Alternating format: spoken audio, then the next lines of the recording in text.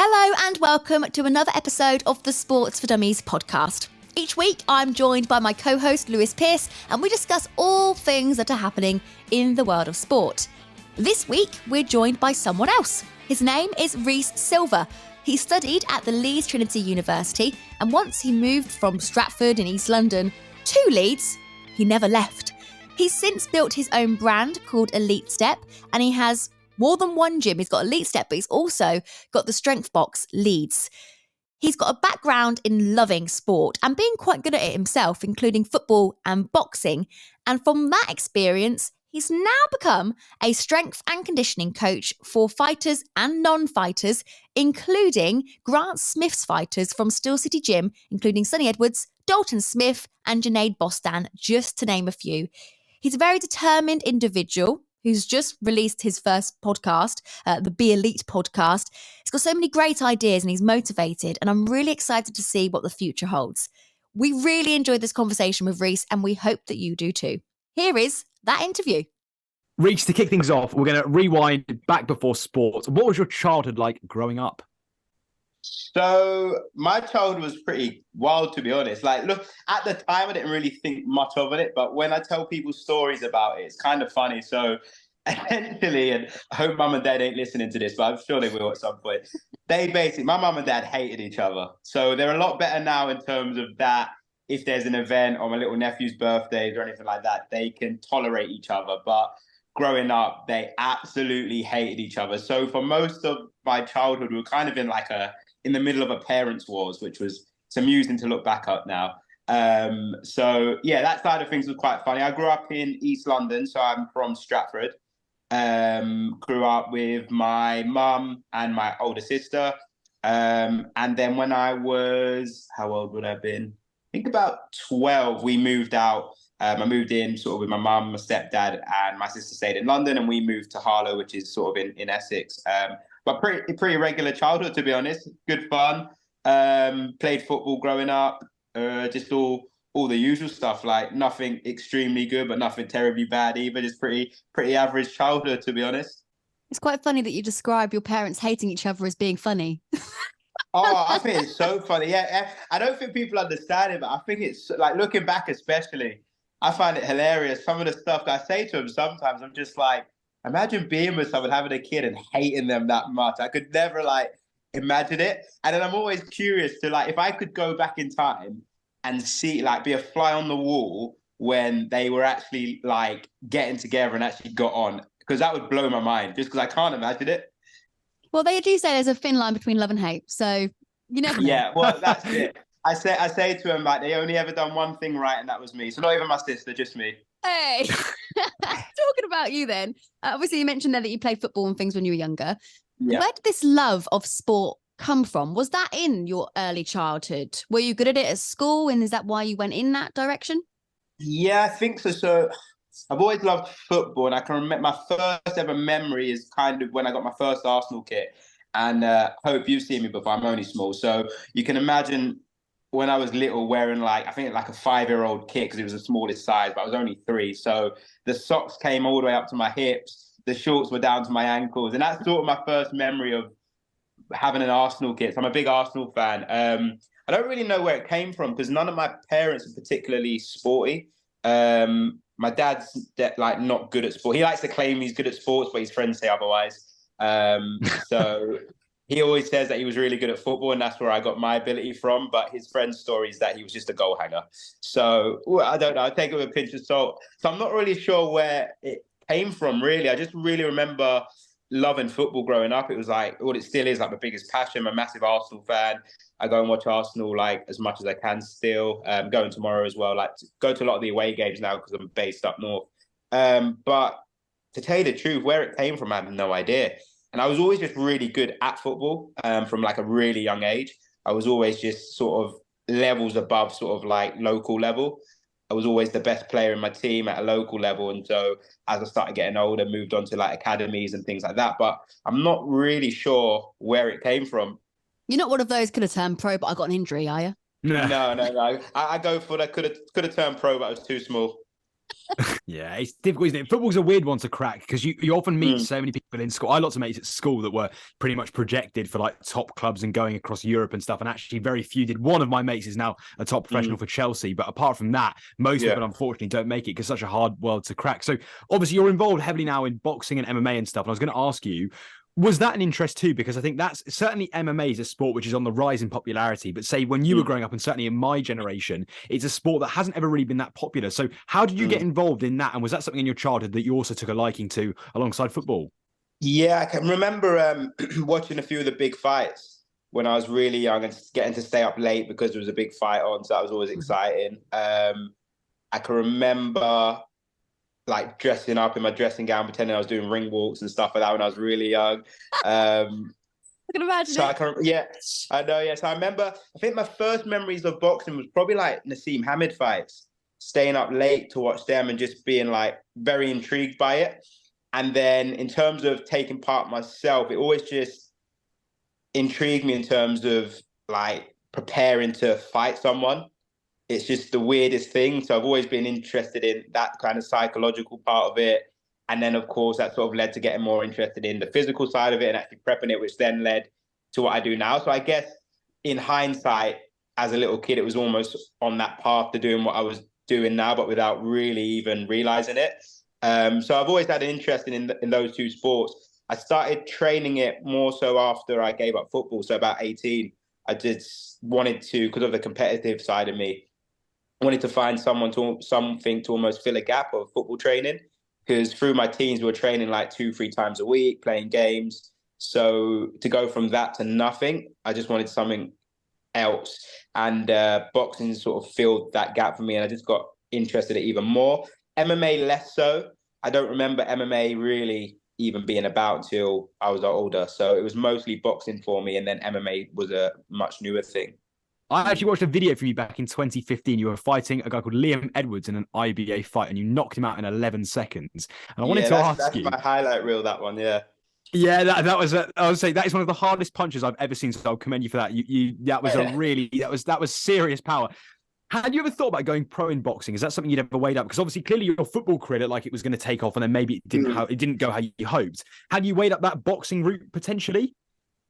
Yeah, do you know what I did? So when I was about 20, I started taking it really seriously, and we'd been on camps away and like in Marbella and things like that, and it was something in the back of my mind.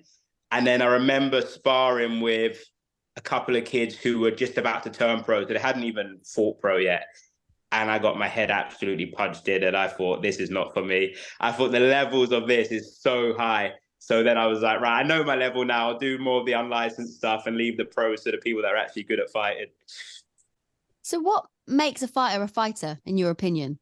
Oh, It's a broad question, but if you say in there that you kind of were in a room with people, you were getting your face bashed in, and you thought, no.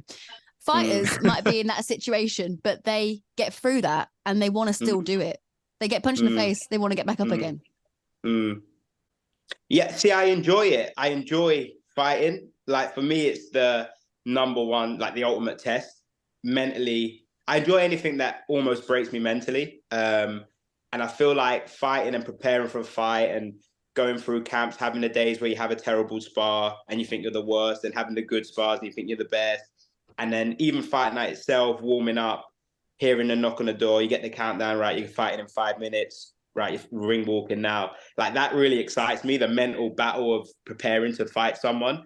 But it was just that I wasn't quite good enough for that. So that's why I did the unlicensed stuff, because you can essentially still have those same feelings, but it's just on a scale where it's more to your level. So I think that would apply to most fighters, really, that, well, one, they just wouldn't get hit as much as I would from a technical standpoint anyway. But I think that kind of, I don't even know how to describe it, that almost willingness or the excitement of having that mental struggle is probably something they all, rather than sort of collapsing under, they really enjoy it and thrive on it, that pressure and the expectations and a little bit of arrogance, that they love that it's just them in the ring. And when they win, it's them who gets the plaudits as opposed to being as part of a team. I think a lot of fighters have that about them as well. But I think the main thing is the mindset. I think they just enjoy the pressure, enjoy the mental battles, and they thrive with it, as opposed to the average person would probably just collapse under it. A lot of people will know you from the boxing world. A lot of people. A lot so of well people. done. Yeah, you are Mr. Strength and Conditioning. But for people who don't know, what is strength and conditioning training? So this is going to sound so big-headed as well. I'm a strength and conditioning coach, but what we do, and like myself and others included, is so much more than just strength and conditioning that I kind of don't really like the term, but it's what everyone knows it as. So essentially it's getting fighters physically and mentally ready to fight. Obviously inside the gym, that includes, getting them stronger, fitness-wise, getting them fit so they can get through a 12-round fight. But we do a lot of stuff outside of that in terms of movement, in terms of like their sleep and improving their sleep. Where they don't have the nutrition, we'd cover like the nutrition side of things, stress management, that kind of things as well, because a lot of the fighters, some of them, especially at the lower level, still work as well. So they've got to balance, the stress of work, stress of life. So there's a lot within that strength and conditioning banner. And that's why I say I don't like it, because it almost makes it seem like all we do is strength and conditioning, where, as I know, there's some really good coaches out there who do a lot more. Do you reckon you hate it as much as some boxers hate being called journeymen or journeywomen? Probably, yeah. I'd say so, yeah. I'd say it's probably the equivalent, yeah. Wow. It's interesting hearing someone like you, a coach that's so interested in the psychological aspect. I think you get so obsessed, especially if you watch, say, like films, it's always about the training and how much you eat and how much you do, all those sort of things, rather than thinking about that mental aspect. And it's really interesting that you talk about the fact that, like, the thing you are most excited for is getting the knock on the door, and then you go out into the ring. It's that mental build-up is the most exciting. That's really interesting. I think it's more important, to be honest. I think, obviously, you need to be fit for the round, strong enough to do what you need to do. But if you were, say, slightly underprepared physically, if your mindset's strong enough, it can carry you through. Whereas I don't think if you're slightly weak mentally, I think you'll get exposed at some point. Yeah, I think it definitely comes out, doesn't it? I mean, me and Hope often joke about the YouTube fights or whatever. That's a whole different conversation. But in terms of general boxing, I think you often see, I mean, again, that's what I was going to follow up with. So obviously in February 2016, which isn't long after you've done that fight with Liam Edwards, you then set up Elite Step. Can you kind of explain what Elite Step is? Because you've spoken about conditioning and performance. Yeah. What is Elite Step? It's essentially a brand that helps fighters specifically prepare for their fights. So within Elite Step now, we've got our own gym. We've got like 3 employees. By April, there'll be 3 people sort of working under the gym brand and under my brand. And essentially, it's helping people reach their physical and mental peak. Now, I specifically train, all my clients are fighters now, so I don't train anyone else apart from fighters. But the brand and everyone under the umbrella, we train general population, we train footballers, we train basketballers. There's various things going on, but basically, if you want to be the very best you can be physically and mentally, then that's where we want to get you. And what we try and do is not just look at it from a training standpoint, but holistically, right, what does performance actually include? It includes your training for one, your nutrition, and all the things we spoke about before. It includes how well you sleep, and it includes your ability to manage stress, and it includes your mindset as well. So what we try and do is put programs together that helps a person develop in all those areas in order for an outcome. And the outcome doesn't always have to be sporting. Obviously, through the fighters, it is, because it's fight night and then they get bigger and bigger. But even from a general population standpoint, they might be only doing like, well, I say only, they might be doing a marathon, they might be doing half a marathon, they might be doing like a 6K run, which is a lot for them. And we just try and put them in a better position to allow them to do those things. You mentioned that you're based up north. I don't want to say the word again, you might have a go at me, but you're not the only strength and conditioning, I say that in inverted commas, gym or place in the area. I mean, you've got Boxing Science with Danny Wilson, you've got a few others as well. What stands out about what you do compared to what they can offer? Why should a fighter choose to train with you? I think it's all just slightly different approaches, I would say. Like, I know the guys at Boxing Science really well, and we kind of speak quite a lot, we help each other out and that sort of stuff. think it's just like anything. There's a lot of different things going on. So I think it will come down to personality of the coaches. Who does the person prefer? Like some of my clients prefer me over someone else, but some who I don't work with might not like me at all. So I think it comes down to on a personal level who resonates with what you're saying. I think coaching comes down to whether you can click with someone. There might be some people who I won't work with, and I never used to do this when I was starting out. It's almost like you take anyone who comes because you're trying to build and develop. Whereas now I'm very specific with who I work with because I need to have that bond almost. If I'm going to get the best out of them and they're going to give me 100% commitment, then we need to get on a personal level before anything else.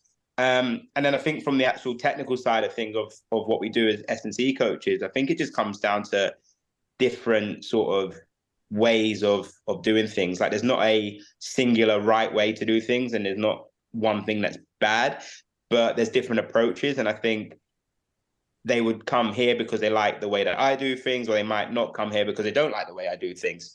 So I think they would be the main two things, the personal level and then the approaches of getting them from A to B. So me and Hope are going to sign up tomorrow then. Yeah, we'll have to do a part 2, but live in the gym where we're doing it mid-rest yes. or something. Oh, brilliant. That'll be loads of fun. So you mentioned there, Reiss, about the fact that you're obviously very specific now with clients, but you also have worked with people other than in the world of boxing. So I was going to say, very cool fact that on December 22nd, one of your clients, Peter Thompson, broke a world record for the most consecutive double unders crossovers while skipping. How do you train for something like that is so specific and niche? Because I thought that was amazing. Yeah, that was really cool, actually. It was something completely different, like you say.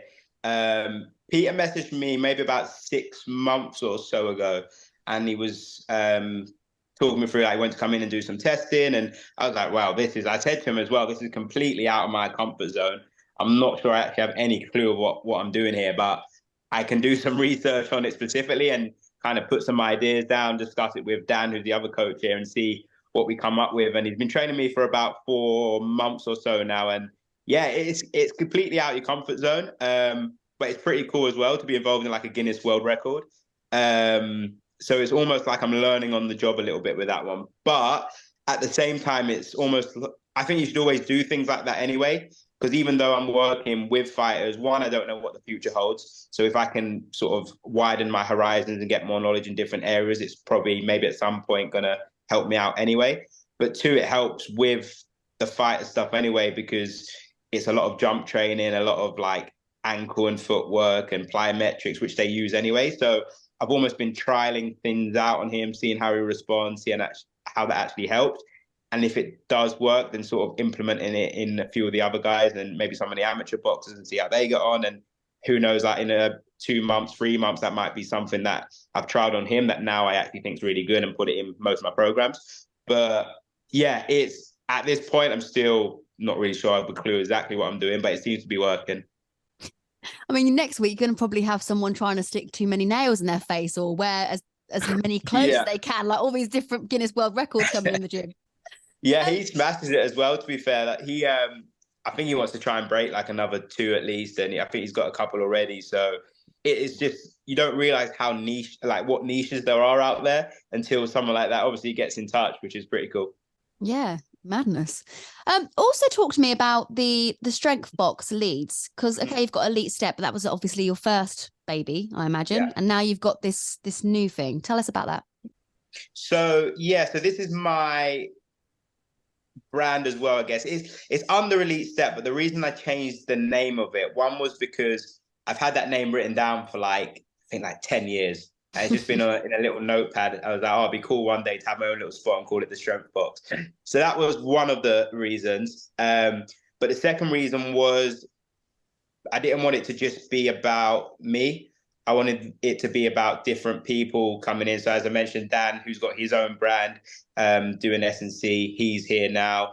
We've got a couple of more people. One of them's just started in the start of January. There's another one starting next month. So I didn't want it to be just about me, but I wanted to bring about everyone and a few different people's under one umbrella. So that was kind of the other reason why I named it something different. I wanted it to be a little bit separate, where it was less about me and more about all those coaches in their specialities coming together in one sort of performance hub. But yeah, it's just kind of it's a cool little studio, actually. pretty small, but big enough for what we need. As I said, we're all about performance. So even if you're a general population, we're here to help you perform. So we're not a typical weight loss gym. I always say to our clients that your weight loss and the aesthetic side of it comes as a knock-on result of doing the other stuff. But our main priority is to get you stronger, improve your mental health, improve your mindset, get you sleeping better. Even so, especially for the general population, like helping them with work-life balance, and even just in terms of progressing in life. A lot of our clients have quit jobs and started new careers, and I've currently got 2 or 3 of them, the younger guys, who've kind of realized that they're in jobs they might not like as much, and they're just doing their coaching qualifications now as well. They're coming in, doing some like shadowing with me as well and building up that side. So sort of helping them out with that and their branding and marketing and putting together like 5-year plans of what they want to do in their life away from the training side of things. So we like to think we're doing stuff a little bit differently here, as opposed to just a normal gym where you come in and it's all about the physical side of things. The thing is, people don't always realize, but coaching and training are totally different things, aren't they? Oh, yeah, 100%. I think it's like the information's not the issue. And I think that's what training is, because they could go on YouTube and find like a lower body workout, upper body workout. They could buy a program online, but the coaching side of it is that hand holding through the whole process. And that's what they're essentially paying for. Like, they're not paying us to give them information. They're paying us to help them implement that information specifically for them. And I think that's where the training and the coaching is separate, like you say. It's like being a PT in boxing then. That's literally what I say. I say I'm a personal trainer, but for fighters. Oh, yes, I'm glad I got that on the nail on the head. That's fantastic. So, Reiss, you've said, obviously, man from East London, right? You got up to Leeds to study in Leeds 2013. You're doing journalism, weren't you, 2013? Why did you stay in Leeds? Yeah, why did you stay in Leeds? What was the reason behind that? So a man from London moves up to the mighty Leeds. Have you ever been to Leeds before? I haven't actually. No, I've been past it to different places, but no, I haven't. It's great. You're a big fan. Yeah, there you go. Yeah, you'll definitely have to come then, because I think if you came, you'd know why I stayed here. It's just a cool city. So especially from when I was 18, I first came here, and I just loved it straight away. It was like almost like bright lights, which is weird saying, because normally you get that if you go to London, but it was the opposite way around. Where I came, everything was like close together. Everyone's a lot more friendly. And so I just loved it straight away. All my best mates are pretty much who I met at uni as well. It's just a cool city. It's small. I quite like small places, but there's a lot going on, and there's a lot of different stuff going on as well. And I'm basically like a northerner now anyway. I've been there for so long. So I love it here. And like you say, if you came up once, you'd probably be like, yeah, I understand why he likes it so much. My dad's family is Scouse, so I can completely understand. I get it. Oh, yeah. Reiss, how did you go from journalism to, as you mentioned, being a personal trainer for fighters? It's a funny story. So when I was at college, like, I didn't really know what university was. None of my family had gone. Like, mum and dad hadn't gone. I think my sister gone. But I wasn't really sure. So I didn't really know what uni was. And I remember one of the days at college, everyone was doing their UCAS forms or whatever it was called. And one of the tutors said to me, like, oh, have you done yours? And I was like, I have no idea what you're talking about. So she sat me down for, honestly, it must have been 6 minutes tops. She said, right, you should go to uni, because that's the next step of education. What are you good at? So I said, oh, I'm good at sports. She was like, no, you can't do sports. You need to do something that's like a career. I was like, well, I'm quite good at English. She was like, right, okay, here you go. There's sports journalism. There's 4 unis that do them. I'd consider applying for that. So I did. That was it. That was my whole uni scouting mission in about 6 minutes. But where else did you apply for them then? Out of the 4, it was between Leeds and Southampton, Solent. And I went to Southampton, Solent, checked that out. Didn't really like it. And then came up to Leeds with my stepdad. And it was a full day sort of taster where they showed you around the campus and things like that in the morning, and then you learn about your course in the afternoon. So the morning was great, looked around the campus, and it was really good. We went to like the first half an hour of the sort of course side, and then I looked at my stepdad, he looked at me and was like, this is quite boring, isn't it? Should we leave? So we left, and I just applied anyway. I was like, yeah, Leeds seems cool, the campus is cool, I'm just going to go there. But I had no interest in the course even from then. So uni was more because I enjoyed Leeds. enjoyed living away from home, obviously going out, the social side of things. And it was just, right, let me do the bare minimum to try and get a degree out of this at the same time, because I enjoyed living here so much. So then as soon as I finished it, got my degree, I thought, that's probably going to help me at some point, just having a degree. I went and worked at Thames Water back home for a little bit. And then I didn't really know what I wanted to do. I knew I kind of wanted to go into the coaching side of things, but because I'd done all my football coaching badges by that point as well, and I'd been coaching kids since I was young, and I knew that was something I wanted to go into. And then I had the ideas of Elite Step and getting into that, because I was training fighters at that time as well after uni. I was fighting myself. So that was in the back of my mind. And then I went to New Zealand for 2 years, lived there. And I was like, right, when I'm back, then I'm going to crack on with it. So I came back after 2 years and then just started getting on with it. You've had some clear challenges, and I think we can talk about those in a minute. But what have been the biggest highlights? I think I'd have to say, so when, from a career standpoint anyway, one, opening the gym, because that was always like an end goal of mine. Funny enough, the second thing I think was getting through COVID, just because that was just a mad period where obviously gyms closed, lost all my income. I had about £600 in savings that I used to pay my next month's worth of rent. And that was it. I had no money. And obviously gyms were closed. I didn't really know where money was coming from and things like that. So getting through that period was, I'd say, a second achievement. And then I'd say when Sonny won his British title, because British title, when I was first initially sort of thought of this, I was like, oh, if I could ever win a British title with someone, that would be like the top thing for me. So that I'd say that as well. So of course you're mentioning Sonny Edwards there. Yeah. He's one of Grant Smith's fighters out of the Steel City gym. You trained quite a few of his fighters. You got Dalton Smith, Junaid Bostan. Yeah. And how does that work? Do you have a setup with Grant that you're like, right, I'm the guy they have to come to, not anyone else? Mm-hmm. Or how does that relationship come about? Yeah, again, it's like, it's a people thing, isn't it? So Grant's always been, because some S&C coaches have some horror stories about boxing trainers, and I've only ever had one bad experience with a boxing trainer that I won't mention whose name or anything like that. But I can tell you, that was the money one. I'm happy to tell you the story, but we'll leave names out. But Grant's always been really open to like S&C and new methods. Like, Grant, he just wants the best for his fighters. And so for initially when I went down, it was more of a case of seeing what they currently did. Because, of course, you don't want to go in somewhere and then ruffle feathers and be like, oh, you're doing that wrong, actually. You should be doing this. And so it was more just go, see how they currently do things, what runs were they doing, what was their training week looking like, and slowly over time just putting in my ideas. And when you start to build trust and that relationship, then slowly just saying, all right, what about this? And now it's to a case where if I say something to Grant, he's like, yeah, if that's what you think, I trust you, let's do it. But he's been from day one, he's really open to all that kind of stuff anyway. And he's been very welcoming and always let me have free reign in terms of what I want to do. So I think I've been quite lucky in that sense. Yeah, Grant is my favourite person in boxing. Sorry, Reiss. I just think he's a lovely man. He's a legend. Right. If I'm gonna lose, I don't mind losing to Grant because I think he's my favourite too. So. He's great. He doesn't do any interviews though, unfortunately. In terms of the boxing side of stuff as well, obviously Dalton's got a fight coming up that boxing fans will know about.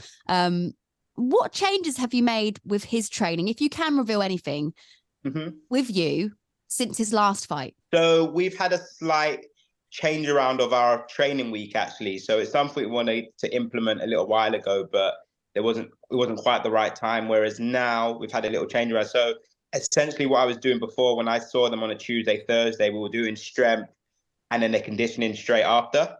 So all we've done now is just to kind of balance the week out a little bit more, prioritize their sparring days a little bit more so they're more fresh for those. We've just moved conditioning onto a separate day. So now they do that on like a Monday afternoon. And it just means the week overall is a lot more balanced. They feel more energized for their sparring, which is like the most important thing they do all week. So that would make sense for them to be energized and at their best for those.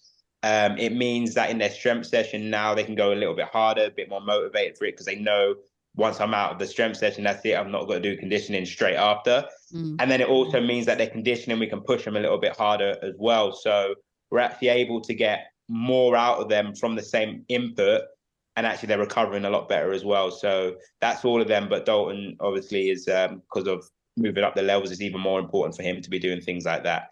And then it's just a case of like, Dalton's always in the gym anyway.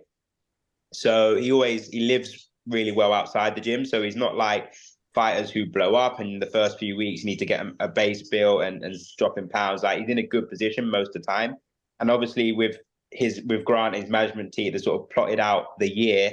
So we've plotted out the year from a strength side, and we know where we need to be at our best over the next 12 months, and we know where we need to sort of bring it back, and just making sure that we're not overdoing it too soon in terms of where fight dates are. Like you say, February 1 coming up, making sure that we're ready for that one, and that we can sort of look ahead moving forward as well. And so, Reiss, what are your hopes then for the rest of 2023? What are the dreams? What are the goals? What are the plans? I'm seeing it as more of like a transition year for me, in terms of I've got a good brand now and a good base, and now it's almost like taking it to the next level. So it's all about employing people for one, which I've done now. So there'll be 4 of us here, and getting them all settled in and getting accustomed to now like paying wages and things like that. And building it more so, building the demand. So we're sort of like oversubscribed for it, and we've got like waiting lists and stuff like that. But just transitioning to that next level now, where from a business standpoint, I'll have other people doing some of the stuff that I don't have time to do now, and I can really put all my energy and focus into the guys, like you say, at Steel City, who need it because they're at a high level. It means like, even if I can go and watch sparring more often and help them and be there more often, so I can help them a little bit more than I do now. That's kind of where I'm at now. So I'd like, for the end of this year, just everyone settled in the gym, that's growing. And from a business and time standpoint, just be a little bit better than where I am now. Well, Reiss, I feel like we could speak to you for hours. I mean, I still had like 20 questions to go, but we are running out of time. And I know that you're a busy man and you've got a lot of people to train. So I just want to say thank you so much for giving us some of your time today. A really interesting story. I'm glad you had a hilarious childhood. And Reiss, before we go quickly, I had one last question, right? Because we literally have a minute to people listening. Are Arsenal going to win the football Premier League? Yes or no? Oh, don't. I don't. When there's 10, when there's 10 games left, I'll start to let the hope get me, but I don't want to set myself up for the crushing sort of when we actually meet. So I'm trying to keep reserve now, but when there's 10 games left, I might get overexcited, but I hope so. I'll be coming to see you for a question and answer at that point. I'll be ready for it. 10 games to go. I'll bring it on. 28, okay? All right, I'll be waiting. What an absolutely awesome interview that was. Thank you so much to Reiss for coming on, and we are really, really looking forward to that boxing session that is soon to come up in Leeds. If you have enjoyed today's episode, please do leave it a like if you're watching on YouTube. Leave it a 5-star review if you're listening on Apple Podcasts. Thank you so much for tuning in. Hope and I will be back very soon with some normal content, back with the 3 biggest stories of the week, all the way from niche levels of sport to the international news of the week. We'll be back with you very, very soon. Have a good week, everyone, and keep your eyes on the prize. Peace.